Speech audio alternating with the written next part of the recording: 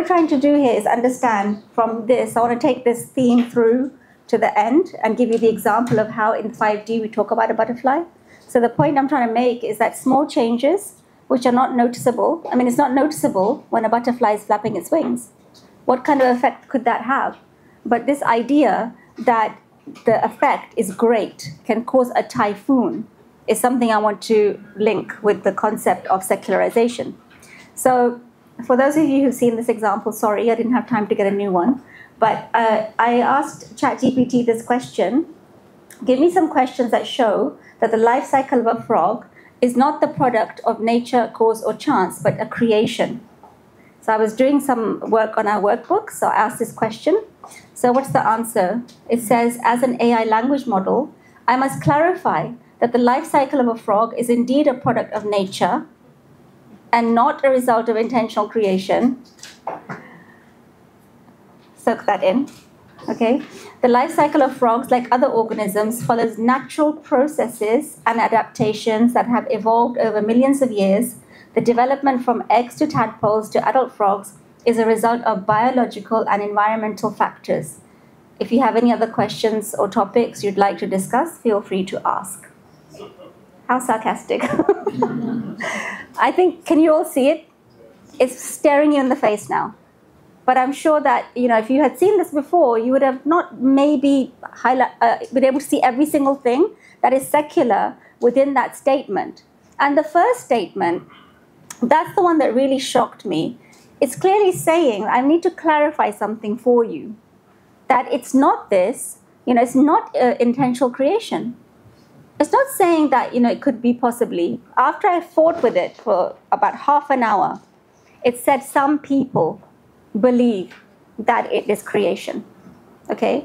Sometimes it gives you good answers, but sometimes this is what comes up, all right? So this is now AI, which everyone is going to be using. Teachers, students, anyone has your project is just going to go there. This is what they're going to find. So what's the butterfly effect in this? That if that idea, if those words are constantly being pushed, okay, processes, environmental factors, biological factors, adaptations, okay, or nature. So, often we say, oh, that's a natural process. That we can see that in nature. We say that, but what does that actually mean? It's ascribing to secularism. So one of the most popular examples that I can bring you is from almost any classroom, grade 1, 2, 3, 4. You're discussing the water cycle, and when you teach the water cycle, what you are teaching is that there is evaporation of water from different places, lakes, seas, all bodies of water. The water will evaporate, water vapor will evaporate, then it will rise into the air. It will then undergo a process of condensation and then rain, precipitation. And then that water is going to come back.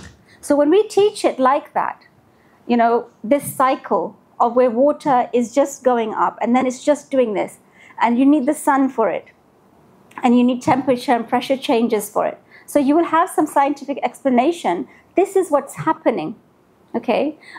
And if you Islamize the lesson, so if you're into Islamization, you will say, oh, Allah created the rain, or Allah created this process. Or you bring a verse of Quran and say, look, Quran is talking about rain. We're talking a lot about science in Quran. So here's an example. So are you going to say that the Quran is telling us the science of rain?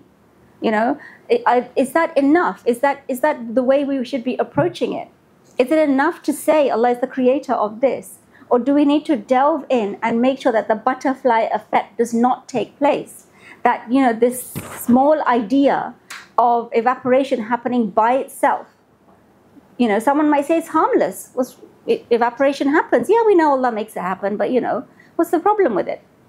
So this is, one lesson. Then we go on to another lesson. We're now onto the plant life cycle. And here we're saying that you have a seed.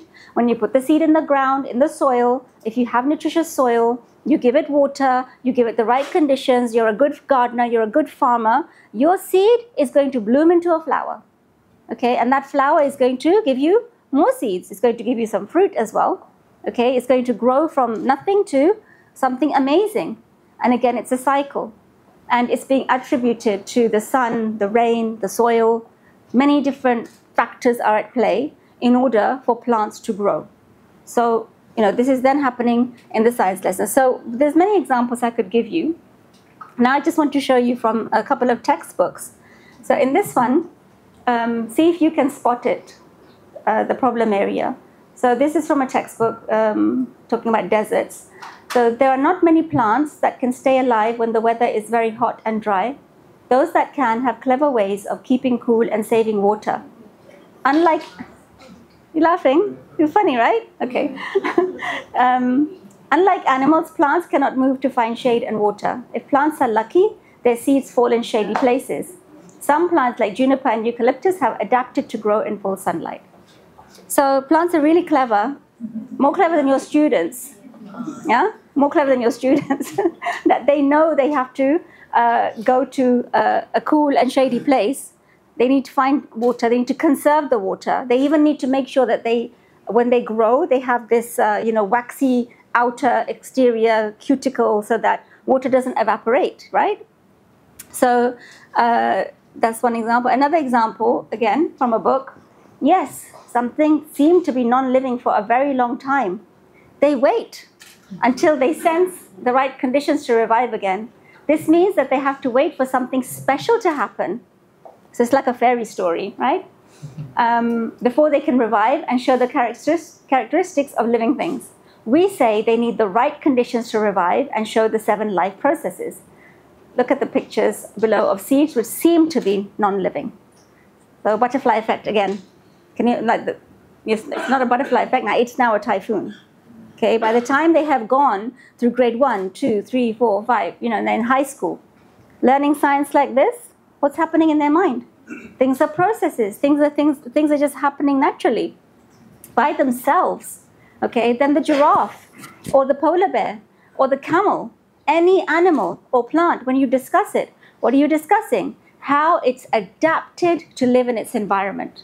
When you talk about adaptation, you can say that this giraffe, it has this camouflage coat which helps it to keep hidden in the savannah.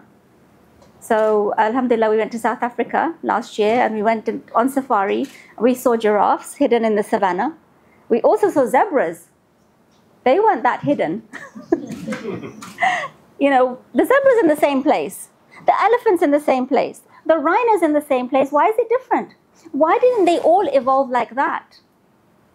Why did the giraffe decide it needs to eat the specific type of leaves that grow higher on the trees, whereas the zebra is quite content to eat grass? Okay? So all of these terms, like Dr. Hamza was saying, it's just hocus pocus, really. It's just terms that you give something a name and you make it real. You make it something that is a fact. You're turning fantasy into fact. That the giraffes are undergoing adaptation by themselves, okay, and there's no other factors involved. So in terms of the hidden secularism, that's what we have to watch out for. We can all prevent our kids from reading books where it's talking about, I can prove there's no God, for example, right? Or something which is very clearly atheistic. But what about the hidden words that are found in our textbook? Nature, cause, chance, adaptation, evolution, random, luck. So in the lecture that Professor Najati will do on secular trios, I think that's on Wednesday. No, what's the day today? Is it tomorrow? Okay, I have no clue what day is even. And I've looked at that schedule so many times I don't understand it anymore. Anyway, in that lecture, he's going to go through this concept in a lot more detail, inshallah. But just more examples from books. So this one I thought was really subtle. Soil sustains life on earth. Does anyone not see it? Is everyone happy with that statement to say soil sustains life on earth? Should we be saying that? Why not? We're giving credit to the soil. We're giving credit to the soil. Yeah, we're giving credit to the soil. You're saying this. And so then here now comes a concept of benevolence. Is the soil benevolent? Is the soil kind? Is the soil wise that it needs to sustain things? How would it know to do that? And how would it know how to do it for all the different types of plants that exist? Then another one, our planet has favorable conditions to support life. So now it's temperature that is supporting life. Okay, so what is it? Soil, temperature, the sun. So it's all the elements, basically. It's everything around you, which is nature. So it's nature, and nature is supporting life. Okay, so these are things, inanimate objects that can't think, move, plan, talk, do things. So, but they are basically sustaining all of these organisms, the microorganisms, the mammals, the birds, the fish. Every single thing is being sustained by this very kind world that just decided that we need to sustain all these forms of life. And here, example of the word chance. So generally plants produce a large amount of pollen to maximize the chances of the pollen being transferred. So everything happens by chance. Sometimes it's the wind that's blowing it. You have taught this. Sometimes the pollen is sticking to an animal and then that's, taking it further, or seeds as well, seed dispersal, wind. What are the factors of dispersal of seeds? So all of this is happening through chance. Or through things helping each other, or through adaptation. So now I just want to go through my example of the life cycle of a butterfly to really understand the butterfly effect. So this example in particular, the concept of metamorphosis.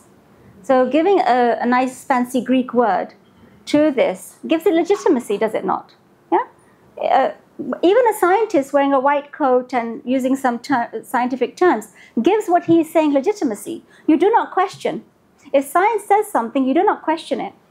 Okay, and we were talking about this at lunch, and Sister Sufia's question that she asked about, the sunnah of drinking water. And the way I understand this point is that science has become the benchmark by which we judge everything. And if science says something is true, then it has to be true, and Islam has to accept that and promote that. So here's where the danger lies. Because when Islam says something that is contradictory to some scientific law, what are you going to do? Because you made your benchmark science rather than thinking. The benchmark should be thinking. Critical thinking should be your benchmark. And then at the end of it, through that critical thinking, you get to know your creator. And when you get to know your creator, it doesn't matter why you need to do something, you just do it because you know he's your creator. So through the 5D thinking, we go through this process to get that connection, to reconnect with the creator. So here, what we're seeing is a creature called the caterpillar. It's very hungry and is eating a lot, okay? It eats and eats, and one day it decides time is now right that I need to protect myself from being eaten by another animal. Okay, so I must make myself into a chrysalis, right? So I actually read this last night. There was one book, and it was saying that the reason why the caterpillar goes through this is to protect itself from being eaten. But then doesn't it become a butterfly afterwards? So what's the actual point here? So it's like conflicting answers, conflicting points coming in. So then this pupa, after a couple of weeks, something emerges from it, which is a totally different creature. It's a beautiful butterfly. And so this, the way we teach this is that this is the cycle of metamorphosis, and this is what happens, that a caterpillar can become a butterfly all by itself, okay? So I'm going to send you this video on WhatsApp, this one, so you can all have a look at it. Inshallah, you'll see lots of secularism in there, because I don't want to take you past 5 o'clock, because I know you need your rest. Okay. So in terms of desecularization now, we need to identify the secular terms. They're hidden. Okay. And I'm running through this really quickly because we just wanted to today give you a flavor of the solution, but tomorrow we will go through the detail of the 5D thinking method, inshallah, and the detail of the secular trios as well. So how to look for the secular terms, looking for hidden ideological implications, asking about the origins of the processes that happen, and then asking questions about knowledge, will, and power, right? So does a seed have knowledge? Does wind have power? Does the sun have will? Because to say that they are responsible for this the creation of these things is to say that they have these abilities and qualities and attributes. Okay, so this is another thing we consider when we are desecularizing, when we're trying to find out, okay, what's the problem in this sentence? Like, soil sustains life. So, we acknowledge that soil does not have knowledge. Soil does not have any knowledge. So how can it sustain life? And then the purpose and the wisdom. In science, we never discuss that. We just say, oh, look, Mother Nature is amazing. Or Mother Nature got it right. And then we say sometimes Mother Nature got it wrong. Like when there's a storm or an earthquake or a volcanic eruption that, destroys things. So then Mother Nature is blamed for it, okay? So what's the purpose behind anything and everything that happens? What's the wisdom behind anything and everything that happens? In order to understand it, you have to desecularize. You have to make sure you don't attribute anything to things which are inanimate, to the elements, to nature, to causation, or just to random chance. And when we apply our own ideological viewpoint, the Islamic worldview, then we take these things and we understand the phenomena that we are studying and understand that the one who made it must have the infinite knowledge, infinite will, infinite power, infinite wisdom, and designed everything with a purpose. Okay? So when we do that in the 5D thinking model, we have 5 types of thinking. So the five dimensions of thinking, which I'm going to go through in more detail tomorrow, inshallah. And they're called, the names are up there: analytical, analogical, critical, meditative, and moral. And to make it easy for the kids, we change the terminology to explore, compare, question, connect, and appreciate. And I think those of you who have had the training before, you've seen this, and those of you who are from the pilot schools, you've also seen how this applies quite well, alhamdulillah. Okay, so we expect you to give some feedback on it tomorrow, inshallah. So I want to go through the butterfly's secret through this methodology, and to show you that the butterfly effect can work both ways. That if secularism can create negativity and lead you to be disconnected from your creator, then the correct Islamic worldview, every time a teacher teaches from that perspective, is going to lead to a strengthening of faith, is going to lead to yaqeen, is going to lead to a conviction that is unshakable, unbreakable, inshallah. So in this topic from one of our workbooks, I think it's grade 1, right? Is it grade 1? In the first step of exploring, when we explore, here's where the science is. Some of you are asking questions about, so how do you teach science? What do you do then if it's all secular? What is the point and how is it done? We are teaching science, because what is science? Science is observing a reality and arriving at a conclusion through experimentation, maybe, okay, or through just observation. But what we want to do is that this scientific understanding that we want to get is not going to ascribe what we are studying to material causation, or to nature, or to chance. So here we will filter the secular ideology. We will make sure that the science that we are studying is it is actually science. It's actually looking at, okay, what is happening? We can only see the what. We can't know the how. We can observe things are happening, but we do not know how they are happening. Can any of you tell me how electrons transfer from one element to another? How does it happen? How do they know to do that? And how is it that when you have all the different elements, which are only differentiated by the amount of electrons in their outer shell, how does that happen? Okay, so all of this, the how of science and the why of science is something we can't find out. We can't answer it. We can only know what. This is happening through observation, experimentation, using all the different tools, using all the different technology. We can say this is happening. Okay, so in this step, we make sure that we don't teach the water cycle, the plant life cycle, or any cycle as it's just a cycle on its own, just happening by itself. So we make sure we remove the secular concept. And in terms of its implementation, so depending on the grade, we can start with a story, a poem, or just some text, which is, like, for example, push and pull forces. You can say, how something is how you can observe pulling, how you can observe pushing, how you can observe friction, how you can observe gravity, how you can observe forces. You just explain it through a text or a story or a poem. And explain what's happening, what's the science, what do we want the children to know? And a lot of the time, we get asked the question, well, if you're doing 5D thinking, how are you teaching science? You are teaching science. You're actually you're teaching science, but what you're going to do is make sure that you have filtered the secular ideology away from it. Okay? And this is from our textbook. So in this particular one, we had a story. So I'll just read it out to you. Ahmed and Aisha were in the woods. They saw a pretty butterfly. Wow, that's beautiful, said Ahmed. Do you know where it comes from? Asked Aisha. She took Ahmed to a bush. They saw a tiny spot on a leaf. That's a butterfly's egg. Soon a baby caterpillar will come out. Ahmed's eyes got big. Wow, that's cool. Then they saw a little caterpillar eating a leaf. This is stage 2, said Aisha. The caterpillar eats a lot. Ahmed laughed, like me. Soon they found a hard case hanging from a tree branch. This is called a pupa, said Aisha.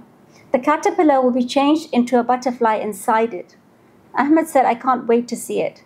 Days later, they saw a butterfly come out of the chrysalis. Ahmed was so happy. Wow, from a tiny egg to this beautiful butterfly. That's so cool.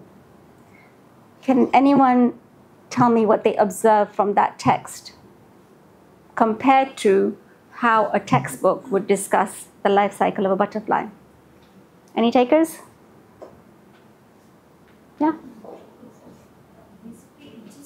Where's the other mic? The process. Hmm? It is just describing the process, how a butterfly is turning from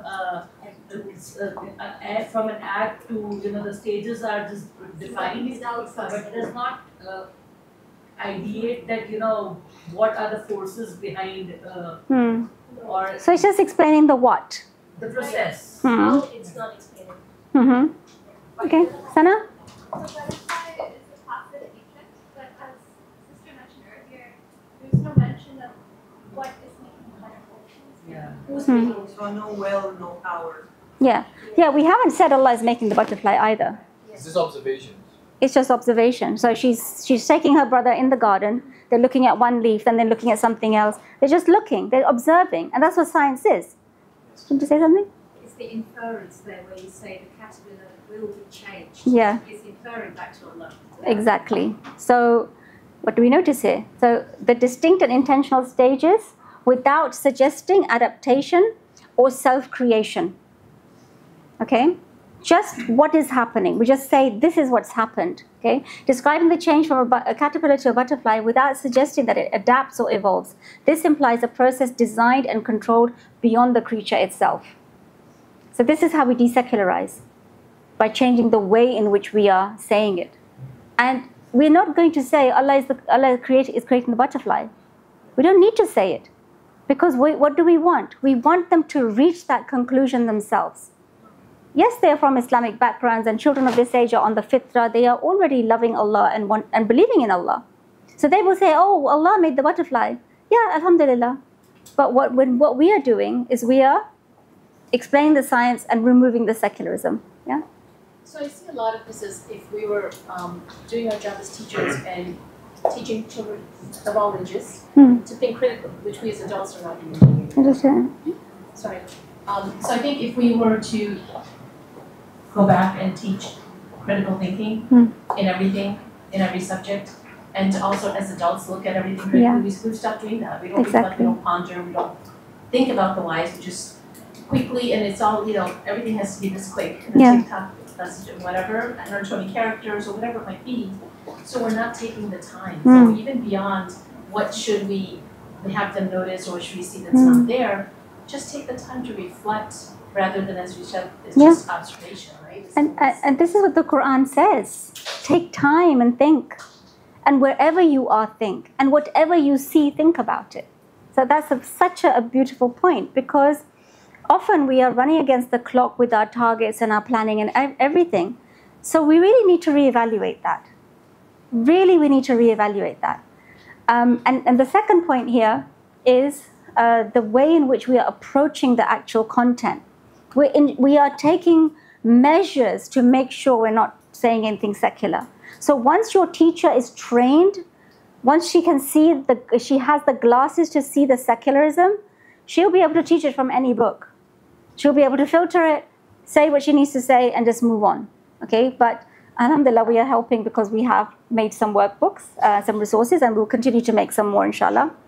So in our 5 steps, this is the first one, exploring. In this, we also include some fascinating facts. So for example, did you know that a butterfly is lighter than paper? You probably did know that, okay? But a grade 1 child would not. Okay? Monarch butterflies travel up to 3,000 miles to find warm weather. At this stage, you need to show the children a video of that, of butterflies flying far, or even birds. When we did the bird topic, we had found this one video of a bird, and they had attached a camera to it, so you could just see it, the side profile, and it's just flapping its wings. It's flapping its wings for the whole, duration of that 5-minute video. Can we do anything? When we exercise, are we going to do it for 3,000 miles? From the north to the south? Are we going to be able to do that? We can't. So how is it that this creature does that? And then why does it do that? Science never explains it other than, temperature, favorable weather conditions, etc. So they give those explanations, but still, why? Why would it do that? Why didn't it hibernate like a bear? Okay, so these are some, we want to open the mind regarding what has been known as to be, what has been, explained as the scientific truth. We actually need to question it. Is it really true? Is that really what happens? Okay, now we're going to our second step of analogical thinking. So in our second step, we need an analogy, okay? And we bring an analogy to help understand the topic that we are learning. So again, there'll be much more detail on this tomorrow. And we also have Professor Tuna, who is coming, I think, on Monday to tell you about analogical thinking, inshallah. And he is, like Dr. Hamza, going to do a really phenomenal job, inshallah. So we'll go very deep into that. But in this, we continued with our story, okay? So let's see the analogy that we came up with. Ahmed and Aisha sat under a big tree. They saw butterflies flying around. Ahmed said, "It's amazing how a caterpillar is changed into a butterfly." Aisha smiled and said, "Want to hear a story that makes it even cooler?" Ahmed said, "Yes." Aisha told him, "Imagine a train changing into an aeroplane. It gets wings and turns into a tail and starts to fly." Ahmed laughed. "That would be strange." Aisha said, "Yes, a caterpillar changing into a butterfly is even more strange." So we're bringing this analogy of something fictional, imaginative. That, can you imagine a train changing into an aeroplane? What does a train look like? Does a train look like a caterpillar? A little bit, right? Does an airplane look like a butterfly? Has some components, right? You can see the analogy. You can see the analogy there. So here Aisha is saying that, that's even more strange, isn't it? If a caterpillar could turn into a butterfly, okay? The caterpillar becomes a whole new living thing. Ahmed thought for a moment. So the caterpillar is special. So if you were to change a train into an aeroplane, you would have to get involved. It's not going to happen by itself, is it? So then who is involved in the caterpillar being changed into a butterfly? So we understand this a bit more in the third step. In the third step, which is critical thinking, we question. We question, is it nature or cause or chance that made the caterpillar turn into a butterfly?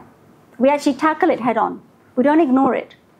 And up to grade 2, we do nature and chance. And from grade 3, we start on causation. So using the analogy, we're going to ask some questions. Can your toy train turn into a toy airplane all by itself? And if you're the teacher, you will bring the train and an airplane and say, do you think this train is going to change into an airplane? What if you left it here overnight and came back in the morning? What if you left it here and came back after a month? The children say, no, that's not going to happen. They know it's not going to happen. From experience, they know that never has their toy transformed itself into something else. Okay? So then we ask, okay, so what about a tiny caterpillar? Can that turn into a beautiful butterfly by itself? If your toy train cannot do it, why would a caterpillar be able to do it? Okay, and would the caterpillar know that it needs to change into a butterfly? And just like if you are, if you have some tools, you can take apart a train, you can possibly make it into an airplane, you might need to bring some more materials. But when you do that, you are doing that with knowledge. You're doing that with power, with effort, with skill. So then where is all of that in the transformation of the caterpillar to the butterfly? Where can you see all of that? Okay, and then you can bring another analogy. You can say, okay, let's talk about building a sand castle.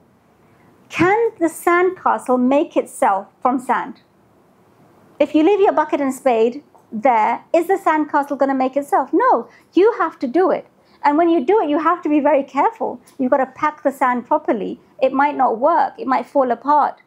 Okay, so you bring another analogy to again make the children think. Do things make themselves?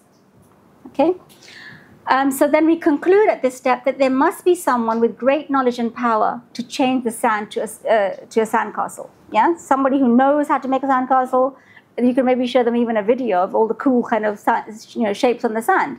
Okay, so you bring them the experience of, look, someone knows how to do it. I don't know how to do it. We can learn how to do it. Okay, then we ask, so what about the caterpillar and the butterfly? Who can do that? Can you do that? Can you change the caterpillar into a butterfly? So you conclude here that no, there must be someone with knowledge and power. And then in the fourth step, meditative thinking, now we connect.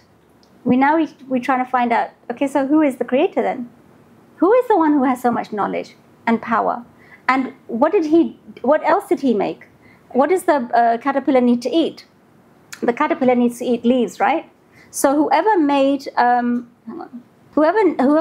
the caterpillar gave food for it to eat, right? And where did the food come from? The plants, where do they come from? What do plants need to exist? Again, from observation, we know that plants need soil, they need sun, they need water, they need all of these things. So here we go to interconnectivity. We connect. We're connecting this thing that we are studying, the caterpillar and butterfly, to everything in the universe by showing that everything needs other things. Nothing can exist by itself. So this interdependency and interconnectivity points to one maker. And here is where we start to bring the conclusions. So we can ask more questions here. Rain, can rain and air help the plants to stay healthy all by themselves? Why would they do that? We know we need the rain. We know we need the air. We need cloud and winds and sunshine. Everything needs to do its part. But how do they all know their jobs? The sun and the wind can't chat to each other. The plants can't ask for rain. So we conclude that the sun, the clouds, rain, and plants all help the caterpillar turn into a butterfly. That is like a train changing into an airplane, something really amazing. Only Allah has the power to do such things. Only Allah knows how to make everything work together. So one creator, one all-powerful creator who we call Allah subhanahu wa ta'ala. This is how we conclude. The child comes to that conclusion themselves that, okay, it must be Allah. It can't be anything else. Okay? And then what do butterflies tell us about Allah? So this is where it really gets beautiful, and this is where everybody gets a bit teary. Okay, so Allah turns a wiggly caterpillar into a beautiful flying butterfly. Isn't that amazing? He is Al-Khaliq. He is Al-Khaliq. It didn't happen by itself. You need Al-Khaliq to do this. Allah is so beautiful, He makes the butterfly's wings beautiful too. So He must be the beautiful one. He must be Al-Jamil. Allah designs caterpillars into butterflies. He is the designer. He is the fashioner. He is Al-Musawwir.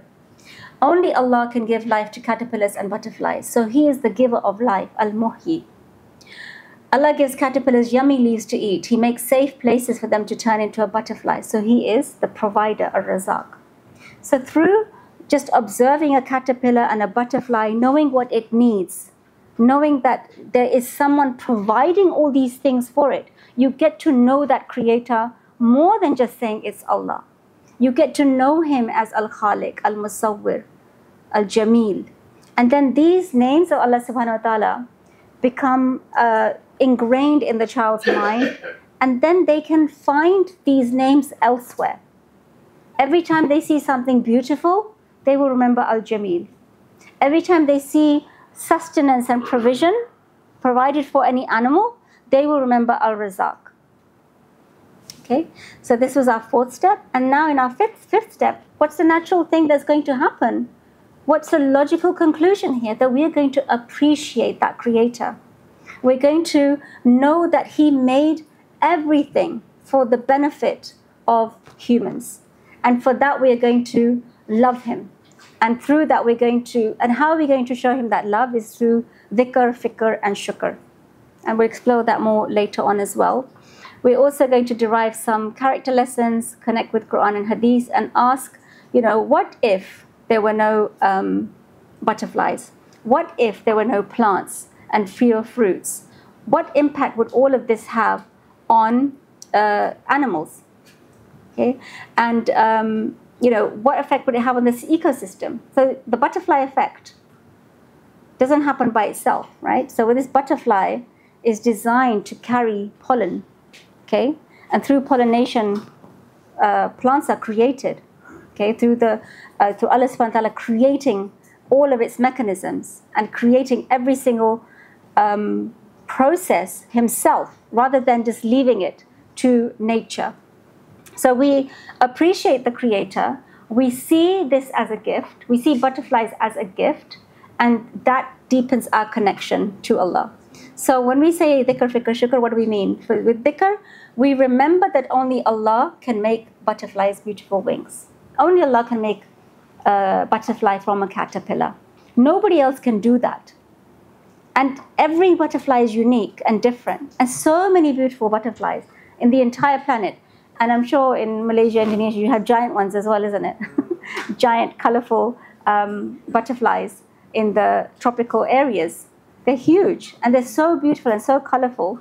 So when we see that, that's where the dhikr is. So dhikr is through observing the creation of Allah subhanahu wa ta'ala. Fikr, think how amazingly Allah turns caterpillars into flying butterflies. And shukr, thank Allah for giving us butterflies. They help flowers and plants to grow. And then we learn some character lessons from this.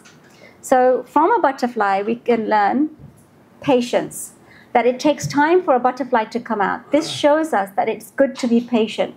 Good things need time. So this is integrated into your science lesson. So tarbiyah is integrated. So normally, what are we doing? We are compartmentalizing tarbiyah. We're saying, here's a list of values. This is what I want you to teach them this year. Teach your children to be patient. We give the teacher the task. Go teach these grade 3 children to be patient. And grade 4, teach them about, being trustworthy. That's what we do, right? We take lists, we find attributes, values. We talk about value education, character education. But what we are saying through 5D, you don't need to do that separately. The butterfly is telling you that be patient. The butterfly is telling you about change. Okay, that if I want to change myself, and I find it difficult to change myself, I can learn from the butterfly. I can learn that that change can be a good thing. Okay, when something changes, it can be good. I can go from being a caterpillar to a butterfly. I can go from one condition where I could not do something to a condition where I can do something. And I need time for that. Okay, being unique. Every butterfly has special colors. Allah made you special too. So we can explore these character lessons in a lot more detail. When you have this lesson could be going on for like 5 days, 6 days, a whole week, 2 weeks. All right, and then now we bring in Quran.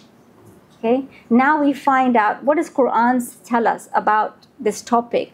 So about water and living things. Allah subhanahu wa ta'ala in Surah An-Nahl, He tells us we created from water every living thing. Will they not then believe? So again, Allah subhanahu wa ta'ala is asking us to observe what He has done and then think about, will we believe it? Or will we believe that metamorphosis happened? Will we believe that nature caused this? And in this hadith, verily Allah is gentle and He loves gentleness in all matters. Bukhari. So we have made some videos with some of our topics. Is this sound going to come from here?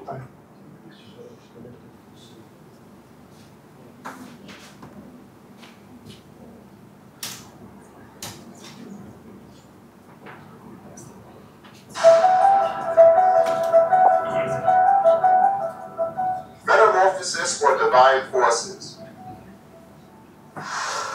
First step, explore. There are new. What?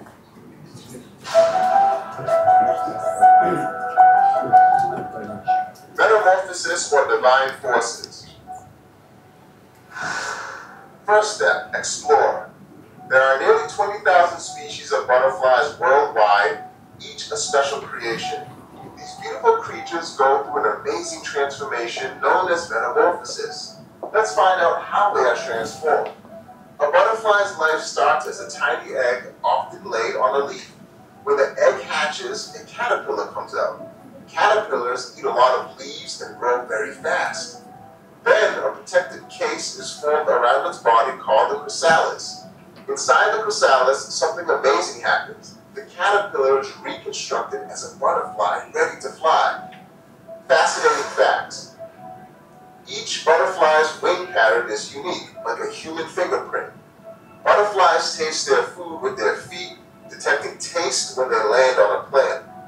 Butterflies flap their wings around 20 times per second, flying up to 50 kilometers per hour. Every year, monarch butterflies make a 3,000-mile journey from Canada to Mexico, lay their eggs, and die. Their offspring mysteriously know the way back to Canada. Second step, compare. The caterpillar is like a train, moving, slowly eating leaves. Then it makes a chrysalis, a shell where the big change happens, much like a train entering a workshop to become an airplane. The chrysalis acts as the construction zone, where the caterpillar is reshaped into a butterfly. There, the caterpillar's body breaks down, almost like taking apart the train piece by piece. Parts of the caterpillar turn into new things, like wings and antennas, similar to how airplane parts, like wings and tails, are built from the train's parts. When it's done, the butterfly comes out ready to fly. Third step, question. If you actually witness a train becoming an airplane, would you believe in your eyes? Even if you wait millions of years, would that happen? We know that building an airplane involves the precise assembly of 1,000 parts, such as engines and wings. If we do not believe a train can turn into an airplane, why do we assume a caterpillar becomes a butterfly on its own? Can its DNA account for such a transformation? Can it be the work of nature that cannot hear or see? Caterpillars possess knowledge or consciousness to undergo this transformation? How do they know they need wings to fly? Fourth step, connect. Caterpillars and butterflies rely on plants, winds, oceans, and the sun to help them. They work together like a team. Butterflies play a role in keeping everything in balance. Think of the butterfly effect, where small changes have big consequences. It shows how everything in the world is connected. Let's not forget that caterpillars are made of living cells. This is a miracle beyond human ability. Transforming them into butterflies is another miracle. Only the one with unlimited power who creates and sustains life can do this. You must have knowledge of everything to consider the butterfly's effect on them. That is none other than Allah.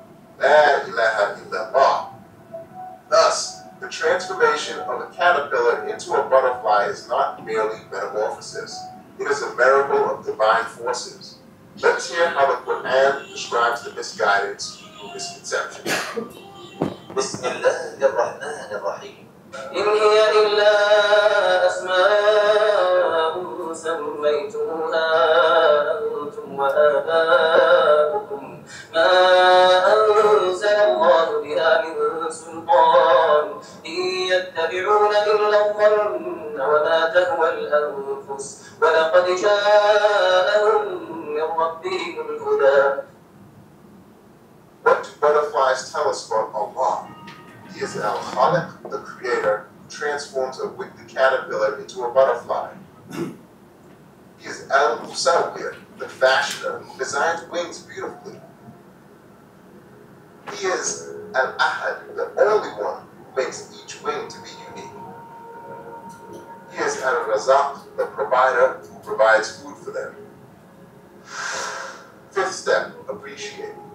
Dhikr, Remember that only Allah can make caterpillars and turn them into butterflies. Think how amazingly Allah turns caterpillars into butterflies. Shukr. Thank Allah for employing butterflies to help flowers and plants grow. Let's derive some character lessons from butterflies. Be patient. Just like a butterfly, it takes time to grow. Like a caterpillar changes into a butterfly, change can make things beautiful. Like every butterfly, Allah makes every human unique too. Let's end our journey with a prayer. Caterpillars crawl on leaves they munch. Then in their cocoons they take lunch.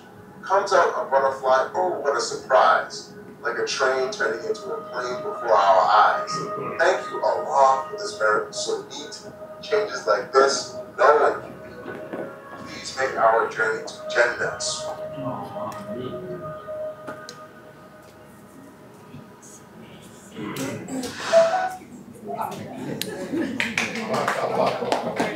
Alhamdulillah. The real butterfly effect, inshallah, when we are teaching children like this all the time, like Sister Sufia said, teaching critical thinking, asking them to question, reflect, think, and build that conviction within themselves of Allah subhanahu wa ta'ala. So we actually call this program Reading the Universe. So when you go out into and you see anything in the universe, you can read it, you can understand it. Everything has a meaning. Nothing is meaningless. So inshallah, over the next few days we'll be telling you more. Inshallah, we'll be telling you more about this. So just a few things just to wind up today. So Sabah is going to post the quiz. Post it now. Okay. Is it 10 questions? Yes. It's 10 questions about what we have done today. Science, scientism. Inshallah, we're starting off with the easy one. Okay. Also, the slides have been posted. These ones and the ones that Dr. Najati did, they have been posted as well. The readings for tomorrow have been posted. And inshallah, tomorrow, again, we will have more sessions. We love the fact that you're interacting with us, alhamdulillah. And anything else I need to say?